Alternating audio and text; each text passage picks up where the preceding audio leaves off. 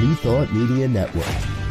We are a global broadcast network of positive music, media, and entertainment, inspiring humanity's evolution along the journey of enlightenment and creating a world of love, peace, empowerment, and prosperity for all. New Thought Media Network. Positively inspiring.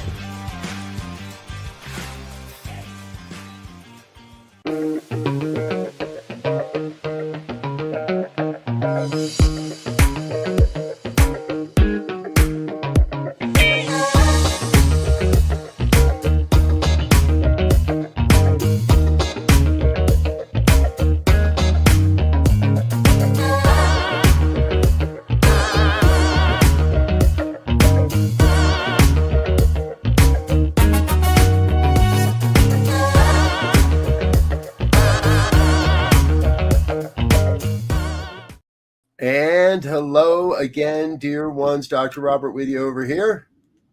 Elzia right here. And this is New Thought Today for the 8th of April, 2025. And no April Fool's Day jokes here, folks. This one's real. We're live. We're really here. And we're happy to be back. It's been a minute or two there, Z, since we've been together on this program. Yeah. Life has been lifing, and there's been a few things happening. Not a whole lot, but just a few things happening, and that's how it goes. And but we're so glad to be here today. We kind of caught up on at least on what's going on in terms of awareness, and I think it's a perfect time for us to get back together and kind of explore. A spiritual or conscious compass. How do we navigate the modern landscape? And I think we need a compass, definitely, and we need to pull on this whole idea of spiritual resilience. Spiritual resilience. How do we become spiritually resilient in a world that's topsy-turvy right now? Yes. However, before we get to all that, I just had that little birdie that we call God remind me that perhaps congratulations or maybe condolences are in order. I'll let you all decide that, but since we've been last together, you have been reelected to a second term on the Ministers' Council with the Centers for Spiritual Living, and we know you've been doing a great job in that role in the last 3 years, and you doubled down and said okay to another 3, and the people said, yeah, we kind of like this guy. Let's give him some more time. Yes, well, thank you. Yeah, it's a labor of love, and labor is the exact word to use. This whole thing of service requires a bit of commitment and some resilience to deal with everything that comes our way, and how fitting it is for us now to talk about that in a normal way, if you will, or in an everyday perspective of how do we deal with adversity. Because when we talked about this in the beginning, this statement that I always use about adversity, it says adversity is that thing that introduces a man or a woman to themselves. Now, adversity is the thing that introduce us to ourselves, because we learn when we're in an adverse situation what we made of, how we think, what we rely on, what our toolbox looked like. And currently we need that right now. Yeah, I would say so. It's been, and part of that, it's been interesting that you and I haven't been together on this program on a Tuesday for a number of weeks here. And again, thanks everybody for entertaining us and allowing us that freedom to run some reruns there for you. because normally we get a chance to look at these things as they're happening a little more. And here it feels like over the past month or so, I really have had to build that muscle. And it is a muscle. I've got to take the time to exercise it and to stretch sometimes on what it really means to stand in this word resiliency, in the face of what seems like a constant barrage of, well, I can't think of any other better word than chaos. Yeah. Yeah. My left hand don't know what my right hand's doing, because the left wing of the bird don't know what the right wing of the bird's doing. And truthfully, the one who's got their hands on the reins trying to control it all doesn't know what they're doing either. So it's this constant sense of chaos of, I have no idea how to stand in the face of this, and sort of almost a PTSD of what the heck going to happen tomorrow. Yeah. Yeah. Well, and I think right off the top, we should give at least a framework, or I'll give a framework of what I think spiritual resilience is, because that it's a real powerful concept, and it's quite different, I think, from emotional resilience or some other type of resilience, and mental resilience. And I look at it as the ability to stay rooted, and strong in faith during turbulent times, where we get to explore, how we relate and how we engage things, so-called good or so-called bad, but maintain, as they say, where I pray as if everything depended on God, but I work as if everything depended on me. Yes. I'll say that again, just in case anybody missed it. Yes, pray as if everything depends on God, but work as if everything depends on you. And then you'll get that intersection, and it'll be, oh, happy day. Oh, happy day.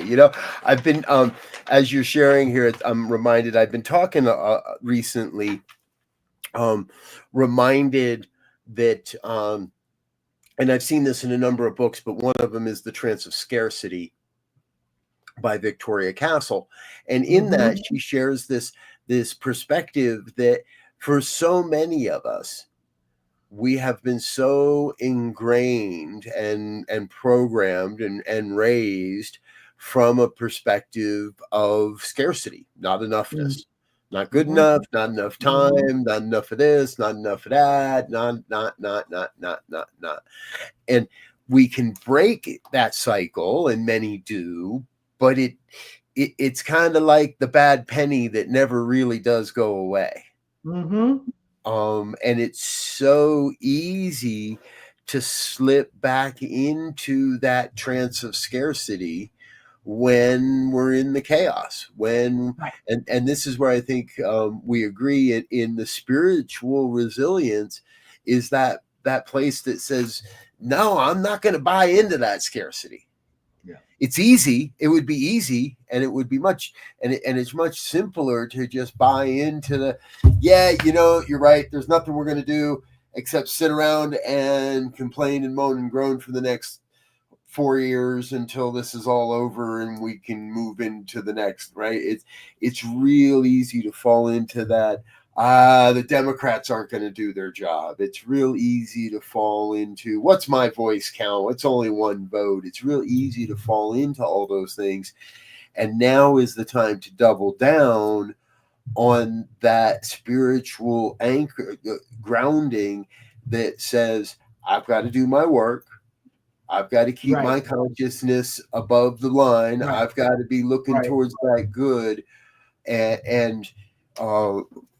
So, yeah, it's now more than ever, we have to double down on our prayer work and double down on our practices. Yeah. And I think one of the strong tap roots, as they say, is this idea of oneness. Because without that tap root of oneness, it's easy, I think, to get lured off course, because when we look at this entire universe, we know that everything is connected. Now, some people may not want to admit that, but we know. That's how we can send satellites and stuff up into space and see back into time, because of the energy signature of light or the implosion of a star. Or we can look at a rainforest and understand the connectedness of the mushroom to the trees, to the water, to the plants.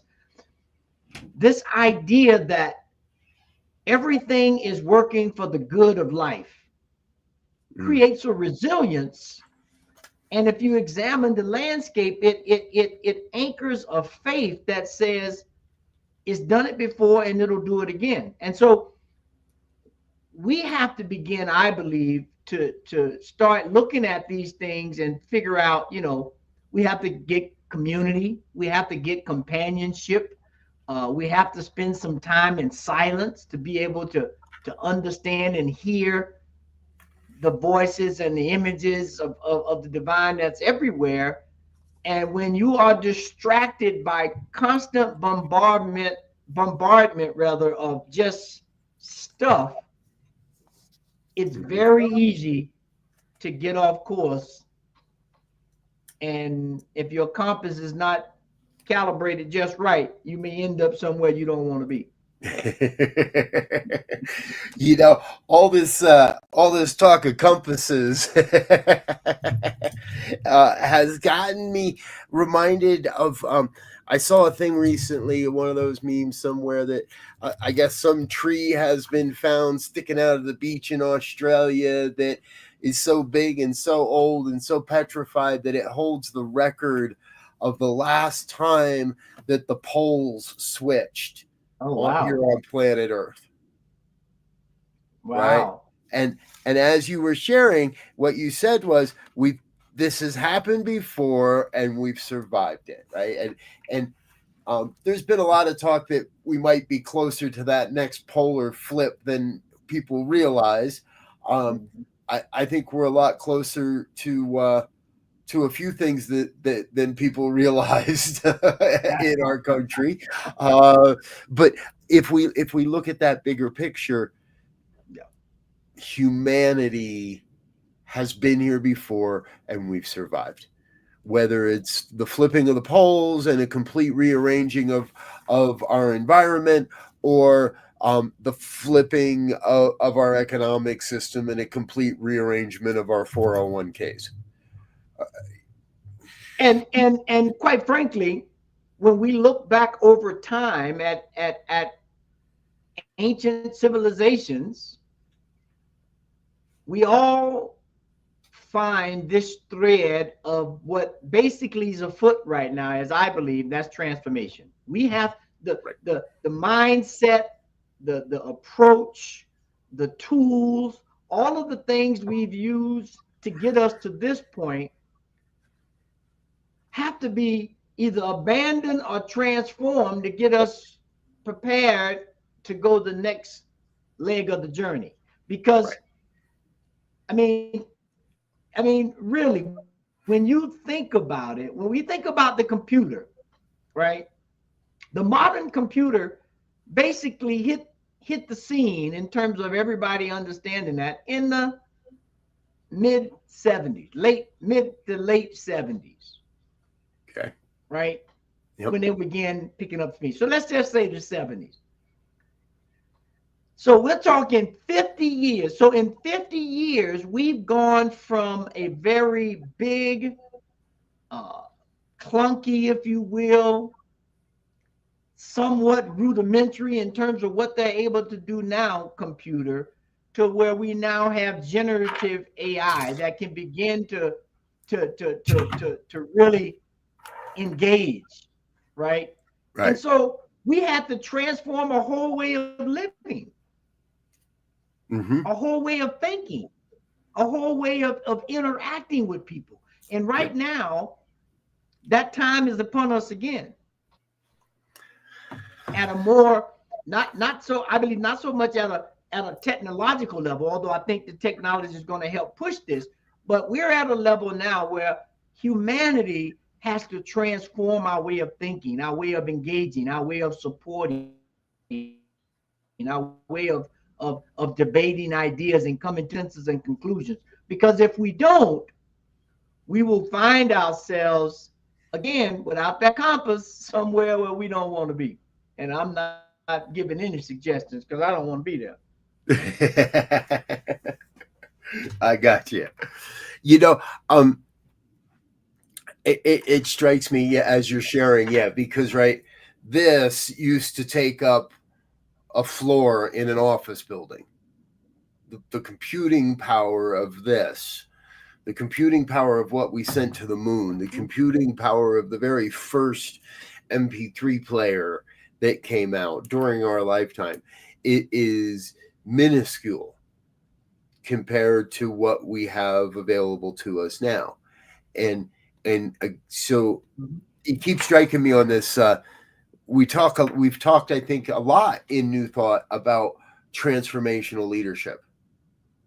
And what that means is that both the person and the leader are transformed by the experience, or transformed into a new understanding or a greater way of being, or a greater understanding. And that has, all of these things have been replicating and accelerating exponentially, that we thought it was going to take a while. Like, yeah, we'll transform someday. It'll get here, right? Like, don't worry, it'll be easy, it'll be slow, it'll be simple, kind of like when we first started texting and you had to hit every button 3 or 4 times to get to the right letter, right?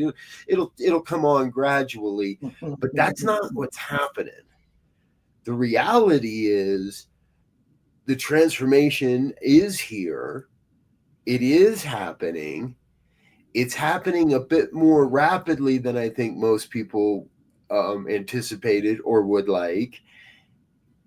And in some ways, it appears to be happening a little bit more violently than many of us would like or anticipated. Yeah, and you know, I we have to begin to pay attention, I believe, right? Because when we look back over history, when we look at these monumental times of change, whether it's from the ancient world to the so-called modern world, from the Dark Ages to the Renaissance to the Industrial Age to the Technology Age, those movements from one level of understanding operation was not necessarily easy, if you will. It was not necessarily something that you just sit back and watch it happen and say, oh wow, that was beautiful. Right. There was the old wanted to hold on and the new wanted to move forward. And that's the way of the world. That is how things evolve. That is how life, that's just life, right? And think about birth, the effort and the pain and all of the things that's required to go from one state of existence in our mother's womb to another state of existence into a world where they're now breathing air. We're no longer breathing water, and we have to eat on our own, and we're no longer eating what mom eats. And so this pattern, if we begin to look at life holistically, we begin to see that's how life is. That transformative change from one level to another requires us to face some adversity, but with resilience and understanding and faith, we always make it through. Right. Yeah.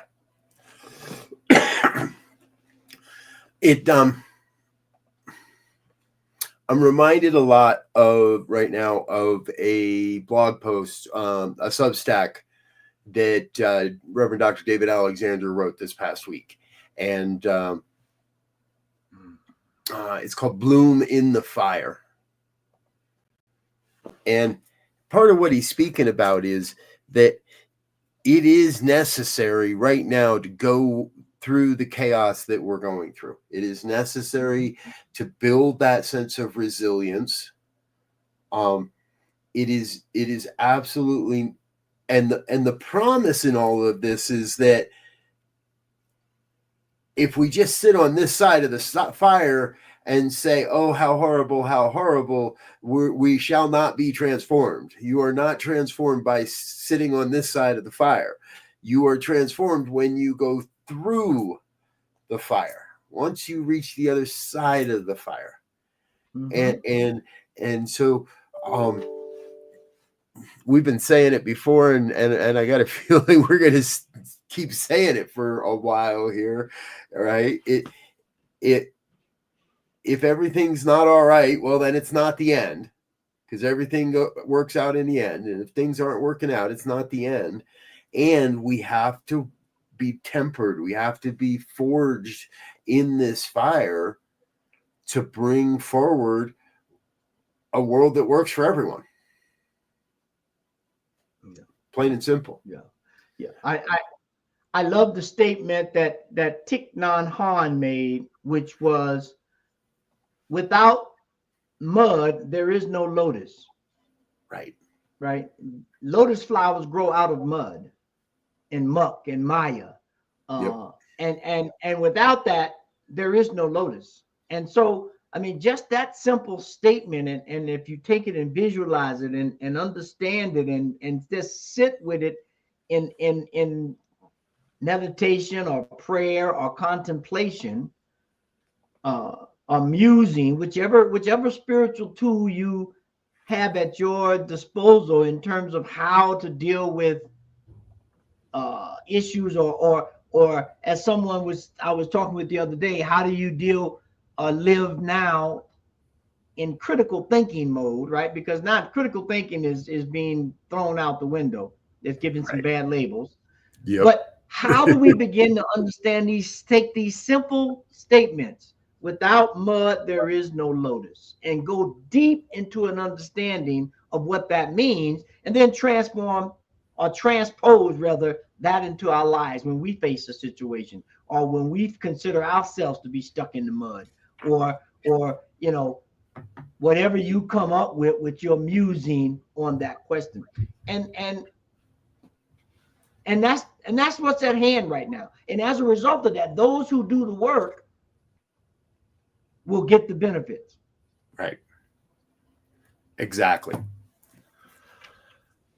You and I have said that so many times, and so many others have said it in so many amazing ways, that we're not going to transform if we don't do the work. You have to be Brené Brown says it, right? And she was, I forget who she was quoting, but we have to be in that arena. If you're not sharing your voice right now, if you think it's safer, and I get it, because for a lot of people it is a matter of safety. In some pockets of this country right now, it is not exactly safe to be trans, and rapidly not becoming safe to be gay, or becoming not safe. And for everyone else, it is time to take a stand and let our voices be heard. And I think that happened this past week on Saturday. By all reports, a lot of people came out into the streets to say, I want something different. I might not have the answers, but I know I want something different than what we've got going on. And I think that's sometimes the very first step, is getting involved in the conversation, being activated. And that's where it starts. You're exactly right. That's where it starts. I don't know what I want unless I understand what I got, right? And right now, I'm understanding that there's some instability, as they say, in the forest. There's some disturbance in the forest right now. Disturbance in the forest, yes. and we need to put on our Jedi warrior suits, if you will. Sorry for the pun, but we need to put on our Jedi warrior cloaks and begin to hold that lifesaver of truth, which is oneness, connectedness, belonging, value of self and others and everything around us. Because when we talk about this whole idea of a world that works for all, that means I understand that everything has value. I understand that everything is needed. It may not be needed every day, but there will come a time when it's needed. And if I have neglected it or thrown it away or just poo-pooed it, I'm going to be in a position that I don't want to be in, right? And now I'm going to have to do makeshift stuff, and that oftentimes does not work. Yep. We need to take a break here, folks, but you reminded me of a couple of different memes I've seen this week. And one of them was Darth Vader with a couple of the others, Anakin and stuff. And the caption was, "Why, look, there really is a silent breathing mode." But the one that really got me was a picture, a meme of Darth and Luke saying, no matter what, I will not go to the dark side. And that's what we're talking about here, folks, is no matter what. Yes, we might be able to turn off the breathing mode, turn it to silent breathing mode, so we don't have to have that heavy breathing about the experience. But we also have to remember that it's not an option. It's not an option any longer to slip into the trance of scarcity. It's not an option to look at where things are going wrong. It's not an option to hide our head in the sand. We have to be the light. Mm-hmm. We are going to take a quick break, folks. Let a couple of our sponsors say hello, let you learn a little bit more about some of the things going on here at New Thought Media Network. Let Elzia and I grab a sip of water, but we'll be right back with more here on New Thought Today on the New Thought Media Network. Stay with us. We'll be right back. Are you passionate about media, storytelling, and making a difference? Welcome to New Thought Media Network, where your voice matters. We amplify diverse voices and share impactful stories. Join us in our mission. We are a nonprofit organization dedicated to creativity and community, looking for enthusiastic volunteers who want to be part of something bigger. Learn, grow, and collaborate in various aspects of media production. Incredible support and camaraderie await you here. Your contributions will help us create powerful content that resonates with audiences and drives social change. Ready to make a difference? Visit our website www.ntmedia.org to learn more about volunteer opportunities and how you can get involved.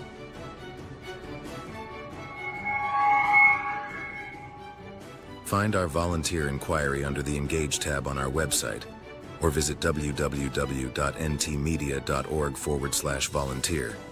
We look forward to connecting with you soon.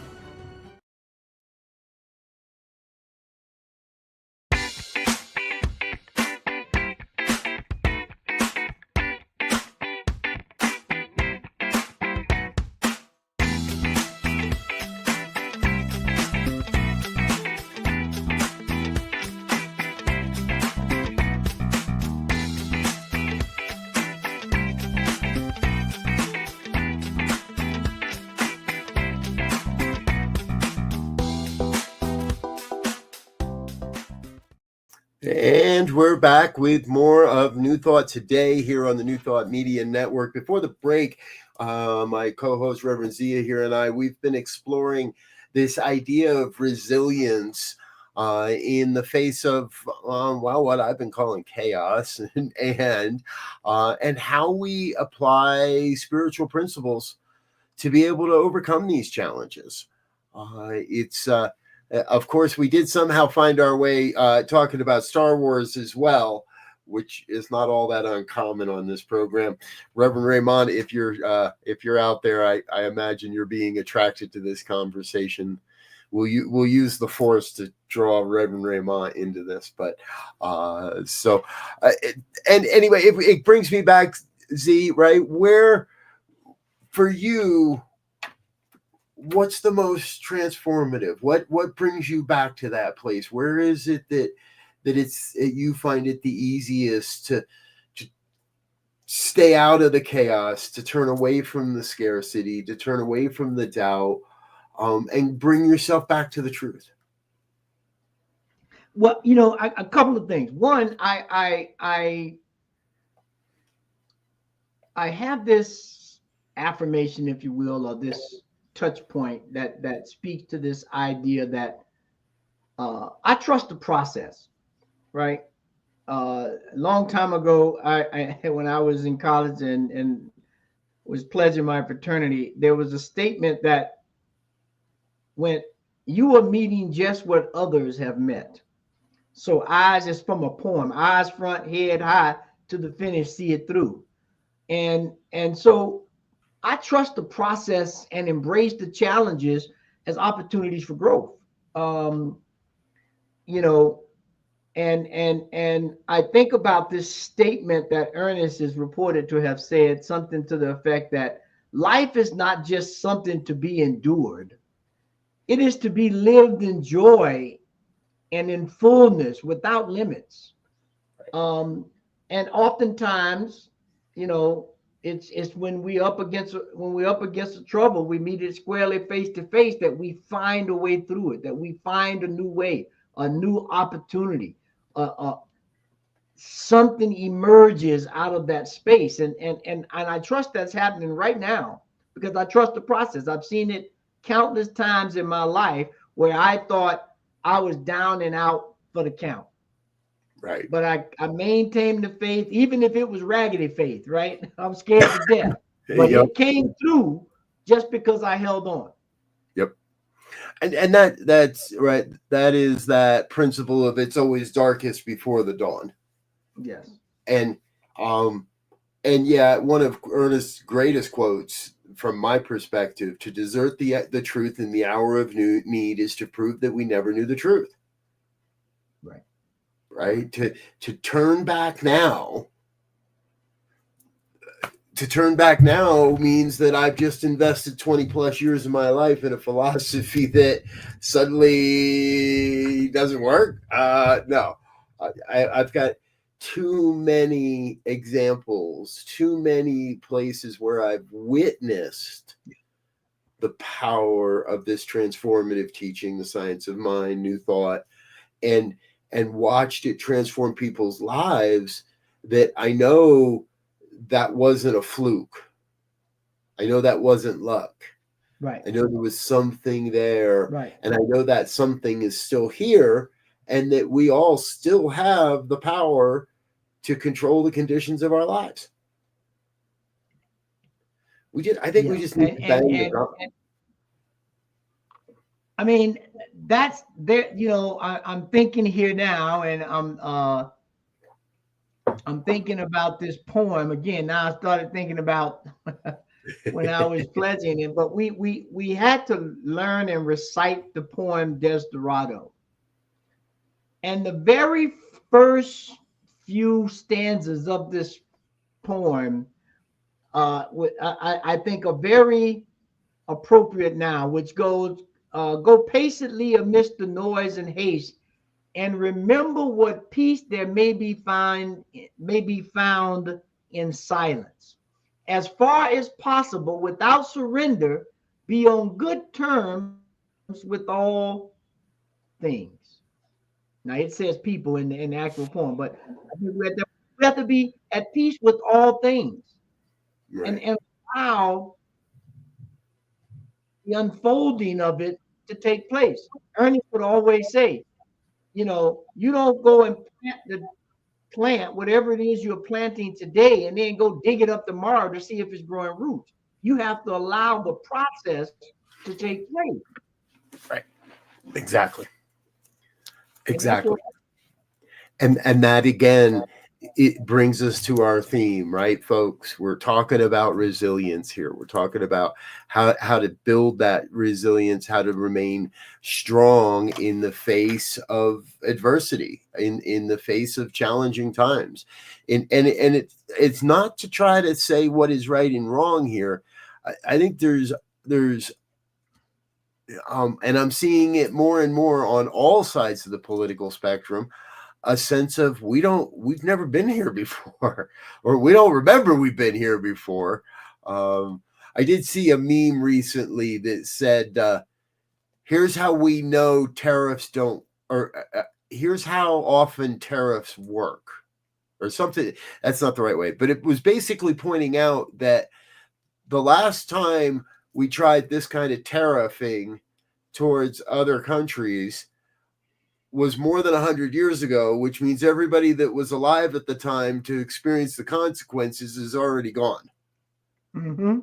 And the time before that was more than 120 some odd years before that, where it has proven that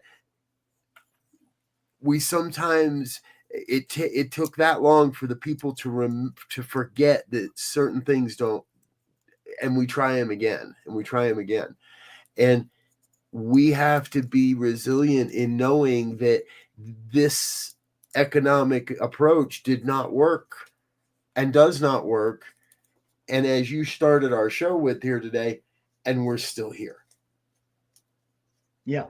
Yeah. And we're still here. And see, now you got me in this poem mode now. See, and I'm thinking about this poem by Kipling that was it's I think it was like in 1909 somewhere. I mean, back in the day, as they would say. The poem is If. And again, the very first couple of stanzas: if you can keep your head about you when all are losing theirs and blaming it on you, if you can trust yourself but make allowances for their doubting, that's where we are right now. Mm. We have to keep our heads. We have to begin to be critical thinkers again. Now, we can pick the right word if you don't like critical thinking, because they've tied some really bad things to the idea of critical thinking. But this whole idea of how do we live life on life term, because life, as I always say, as we always say on this program, life is prime. Yep. Period. And that we have to ponder that and say, okay, if life is prime, how do I engage life? You know, because life is a series of births and deaths and ups and downs and high tides and low tides. That is life itself. So how do I begin to operate in all aspects of my life that allowed me to take that wisdom in of ebb and flow, of up and down, of life being prime? And how can I keep my head when all about me are blaming, are losing theirs and blaming it on me? Exactly. Yeah. In some ways, my friend, I would like to see people just start thinking again.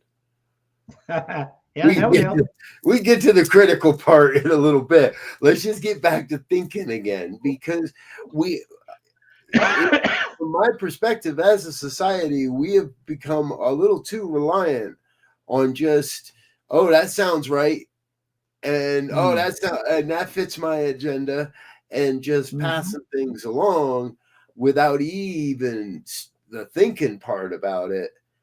That takes just a minute to think, I can't be right. Right. I can't be right. This month doesn't have 31 days in it. So how could Friday be the 30th? And we blindly parrot without taking the moment to say, hey, wait, hold on a minute. Not only thinking about what's obvious or what's real, but let's take a moment and think about what's going to do no harm. What's going to promote this perspective or view of moving towards a greater world that works for all? How am I going to contribute to the benefit rather than be a debt on the doubt? Yeah. I mean, you know, these principles of religious science, new thought, mystical ways of living, They provide us an opportunity, if nothing else. They provide us an opportunity to look at things from different perspectives and to, for just a moment, remember the humility it takes to be successful in life, in any sphere. We have, because of our immense technology and our immense gains and things of sort, we have lost the art of humility. And I think it presents itself as a blind spot and prevents us, the cornerstone of it all, from looking and living holistically and looking as everything works together for the cause of good. And until we can, make some course corrections, there are always bumps in the road, but these going to be some major bumps if we can't get our head around it. You just gave me this crazy little idea that how often I talk about the universe has a great way of course correcting, and right, if things go too far off the rails, Mother Nature will take care of it all. And well, nothing more transformational for humanity than a cataclysmic, earth-shaking event. And if it comes down to the World War, nuclear holocaust, alien invasion, or a polar flip, I'm going to go with the polar flip. Yeah. Let's go with the polar flip and find the least deadly, the least invasive, the least traumatic, and yet still transformative path forward. And I kind of joke because we don't really need that, but for some of us, if we don't get a wake up call, I think there's a lot of people that aren't going to wake up. Yeah, well, that's a great statement right there, because the alarm clock is going off right now, and it is beckoning everyone to wake up. Yeah, to wake up. And we know there are various states of sleep. There's REM sleep, and there's deep REM, and there's all these levels of being tapped in but not toned on, not you being tapped in but not tuned in, right? Yeah. And right now we got to tune in. There's a message. There's a song. There's a rhythm that's being played right now worldwide. We have to tap into that and understand it if we are of the belief that life is prime. Meaning, if it doesn't matter to you if we wipe out this planet and life is not prime, and that some other thing has more value, has more prominence than life itself, then don't worry about it. We're headed in that direction. But if you think life is prime and is the impetus and catalyst for everything that goes on in this universe, then we have to start looking at things differently. We have to start acting differently, thinking differently, behaving differently, responding differently, or else just keep watching the reality show, and it's gonna get real interesting. As you were saying that, I'm thinking, if you don't think that life is prime, you don't have a spot at my table for dinner. And because I don't even see how you could have a conversation at that point. And yet, for those that do believe life is prime, that do recognize that, well, and in that same analogy, now is the time to get as many people around the table for dinner as we can. Now is the time to gather gather up the people. And you hear me say this all the time too. It's about the people. And now is the time. And again, I think in America, at least, that a lot of people showed up last Saturday to say, yeah, there is power in the people, power and movement in the people. And I think we're gonna witness the resurgence of a people-centered movement, of a people-centered consciousness, rather than a money-centered consciousness or a success consciousness. And I got into that argument this week. Well, not an argument. Somebody was touting how unsuccessful somebody was, and somebody else was like, yeah, but they got all this money, and isn't that success? And it really struck me. It's like, the amount of money has nothing to do with the amount of impact that one makes on the planet. Now, it can make life easier, grease the wheels, make your impact, but you can have all the money in the world and still not make any relative impact on the planet, on people's lives, or still be miserable, and still be miserable. Exactly. And Yeah. still be miserable. Yeah. And I mean, you bring up a valid point that I want to iterate again, is that this whole society, as far as we can tell from the historical records and what we've seen, has been based and built upon community. And when communities can get along and work cooperatively, not that they don't argue, they don't, have skirmishes. I mean, that's life, right? We know life is prime. People get out of sorts. But the essence of it was community, trading with each other, dancing with each other, arguing with each other. And it was only when exactly. It was only when we lost concept of that oneness, of that togetherness, that sameness in difference, if you will, that thing got out of hand. Because even if I'm at odds with you, right, I want my family to be safe. You want your family to be safe. So why don't we just work together to make that together, right? Yeah, and so there are these things that are there that I think we've lost sight of. And the poor Mother Earth has just been left out all of the equation, and that is the emerging point for everything here. We all emerged out of the earth.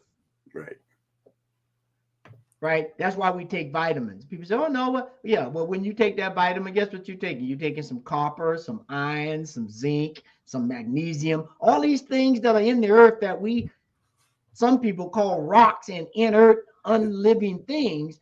But you take them vitamins, or if you go to the hospital and your blood levels are off, you want them to shoot some iron into you. So it's a very, very obvious and clear sign that everything is everything, right?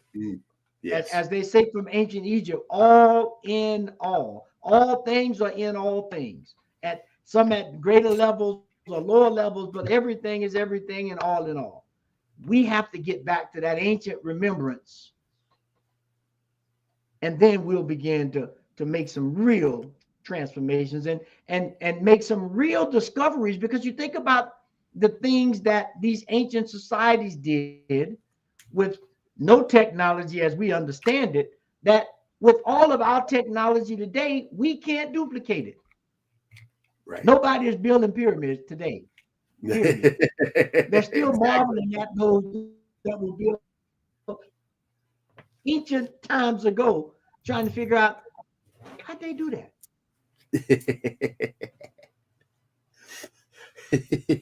I just saw a review of the Luxor in Vegas. They say it's terrible. It's one of the worst hotels on the Strip these days. It's like, so we might live to see them tear down a pyramid.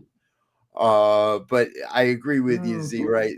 We're not doing what nobody's building pyramids the way they used to, and here we are. Again and again and again, right? I want people to remember that we are here at a great, great turning point where we are the ones we've been saying it for decades, and we weren't pulling your leg, right? We weren't pulling our own legs. We really are the ones that we've been waiting for. We are the expression of transformation, and we have to embrace that and do so in a way that lets it be known that our resilience all these years was not in vain. Mm-hmm. When push came to shove, when the poles flipped, when the whole thing went down, when the whole thing went up, however we want to word it, new thought, the science of mind, conscious people with a conscious vision for the future stood up and were beneficial to the transformation. Mm-hmm. Mm-hmm. You know, it's amazing in my experience, in my preview, what happens when you engage life, right? When you don't just sit back and wait for it. I mean, you know, we talked about Star Wars. Now we're going to talk about Star Trek. You know, Captain Kirk and all of his predecessors and ascendants, right? They would come up with whatever, but at the end of it, there was one word that was always used: engage. Engage. And we have to engage life. I mean, that's a metaphor right there of engaging life. We have to ask questions. We have to be curious. We have to, you know, there's that meme where it has the dog trying to understand something and he turns his head to the side, trying to like, what is, you know, I got to get a different perspective on it. That's how we got to engage life right now, because things are changing. I just saw something. They through DNA, they've a rare wolf or something. Forget that they've created one. They've taken DNA from a fossil I think they call it a rare wolf. It's a white wolf, and they've taken DNA from a wolf here, and they've done some genetic stuff, and they've created wolves that were extinct. They're talking about recreating woolly mammoth. I mean, we are on the precipice of some stuff. I'm just going to call it that. And Right. we have to begin to be critical, curious, find a word that works for you about what we have the power to do, what that translates into, and how do we stay centered in the midst and resilient in the midst of all this change. Yep. And we're going to make it fun. And I'm committed that we're going to have a good time doing it. Like, the choice is, right? The change is upon us, and we can make it fun, or we can make it a pain in the butt. We can, to me, this is part of that concept, right? That the Buddhists say it's all suffering, and we're always going to have suffering. To me, it's that's true in our upbringing to an extent, but we don't have to stay there. And with whatever's coming, we can laugh at the absurdity and still do the work, or we can scream and yell and scream and yell at the absurdity, and it's only going to hurt us. It's drinking poison and expecting the other person to die. It's all the metaphors we've heard in our time, that how we choose to show up in the midst of the change, in the midst of the transformation, directly related to how we are when we come out of it. Yeah. I mean, it is. I think about this life that we have, and it is just, it's so amazing. I've been watching this program called The Americas on I think it's on NBC, and this Tom Hanks is narrating it, and it's talking about the different just in the Americas, the West Coast and the rainforest and the Arctic, Arctic, and all these, and it's showing in the resilience of life and the interrelatedness of life, from bees to blue whales. And at some point, we got to pay attention. Yeah. We got to pay attention, because if we don't, we're going to be in dire straits. Right now, I was watching this program, and this is the kind of curiosity we have to have, I believe. 70% of the pollination of plants and fruits and vegetables on this planet, 70% is done by bees. And right now there's a crisis because bees are dying off. Right. Because of things that we're doing, taking away habitat, pesticides, yada, yada, yada. Now, if they go away, we know there's some resilience and the universe will figure out a way, but there's a time period there that has to happen for that to take place. If we get so out of balance, so blind, think we know best. Woolly Mammoth back. Mm-hmm. Well, you remind me, it's planting season here in North America. We're getting ready, and it's that. It is, to me, this is becoming. We were talking about this the other day, Z. Right? I'm going to put down. We know what grows really well here in Colorado, and that's zucchini. We're going to put down a few extra zucchini plants this year. We're going to put down because they're easy, mm-hmm. and we know they'll do well, and creating, going above and beyond in the easy ways, creating an abundance in the easy ways, not trying to do a million different things in the garden, not trying to do everything, but doing what we can that we know works and that is easy for each of us makes all the difference. And we're going to create community in that way. Yeah. And if you end up with a dozen zucchini muffins on your porch this fall, you'll know why. Yes. And you and see, now we're talking about time, and you got me on that poem. Maybe I got myself on this poem kick. I don't know, but I've gone into my folder of all these poems I have, and I think I want to give this as a closing one. It's called Take Time. It says, take time to work. It is the price of success. Take time to think. It is the source of power. Take time to play. It is the secret of perpetual youth. Take time to read. It is the foundation of wisdom. Take time to be friendly. It is the road to happiness. Take time to dream. It is your highway to the stars. Take time to give. It is too short of a day to be selfish. Take time to laugh. It is the music of the heart. And finally, take time to love and be loved. It is nourishment for the soul.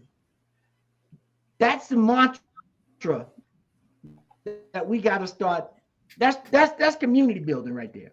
That's making some muffins and taking them to your house. That's having too many tomatoes and giving you some.